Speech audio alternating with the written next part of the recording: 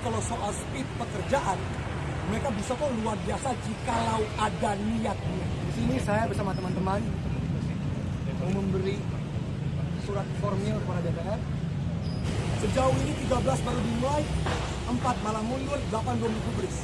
Beberapa di antaranya yang mundur, kekerasan aparat, korban di Bandung, keterlibatan TNI masih terlibat, pembebasan demonstran, proses hukum aparat polisi, memang sudah ada dihukum, namun baru satu.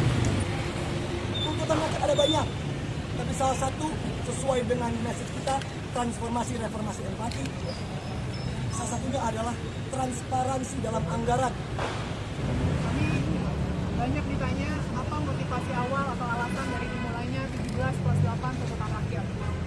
Dan kami di sini ingin bilang bahwa ini semua didasarkan dari kekecewaan yang mendalam dan rasa berduka yang sangat dalam terhadap berbagai korban yang sudah meninggal dunia. 11 orang korban jiwa, 500 korban luka, dan 3.400 orang dikriminalisasi karena menyuarakan aspirasi mereka. Ini semua disebabkan oleh proses demokrasi yang cacat dan tidak sehat. Kalau dari awal terjadi proses partisipasi yang baik dan pemerintah mau mendengarkan warganya, ini semua tidak seharusnya terjadi. 17+8 insya Allah kita akan sampaikan kepada pihak yang memang berwenang di dalam memenuhi ini.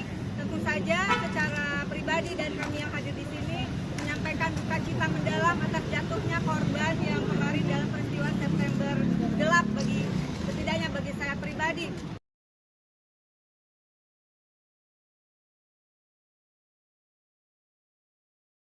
Kita memulai, saya mau mengucapkan duka cita kepada 11 korban yang sudah meninggal. Tentunya rakyat bisa menilai sendiri dan menentukan langkah selanjutnya. Karena ini semua aspirasi rakyat, kami kembalikan juga ke rakyat untuk menilai.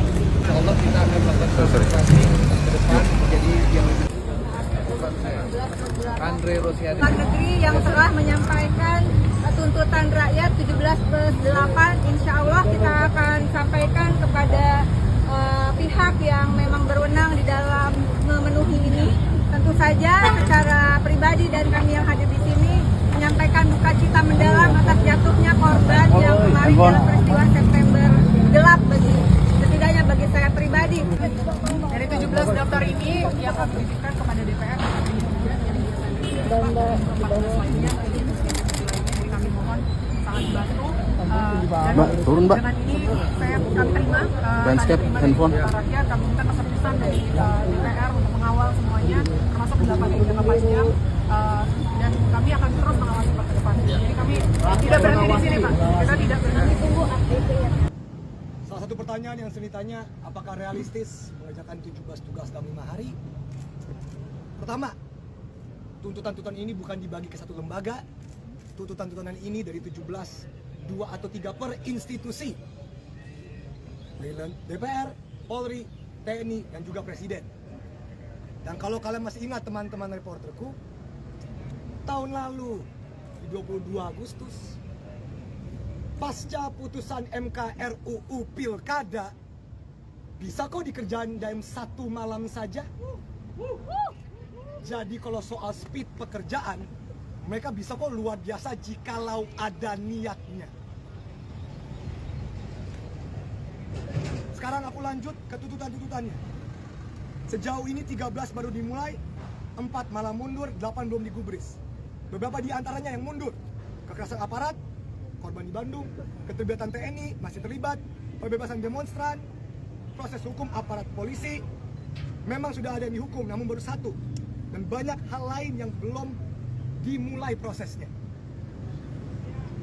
Tuntutan rakyat ada banyak, tapi salah satu sesuai dengan message kita, transformasi, reformasi, empati. Salah satunya adalah transparansi dalam anggaran.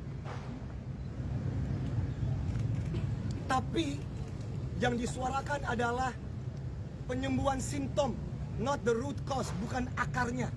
Kalau hanya disuruh berhenti flexing, hanya disuruh bersimpati di dunia online, itu menyembunyikan sesuatu, itu enggak menyembuhkan akar dari masalah, yaitu transparansi anggaran. Dan ini duit kita kemana aja.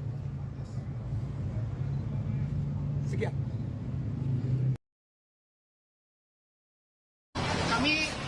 banyak ditanya apa motivasi awal atau alasan dari dimulainya 17+8 tuntutan rakyat.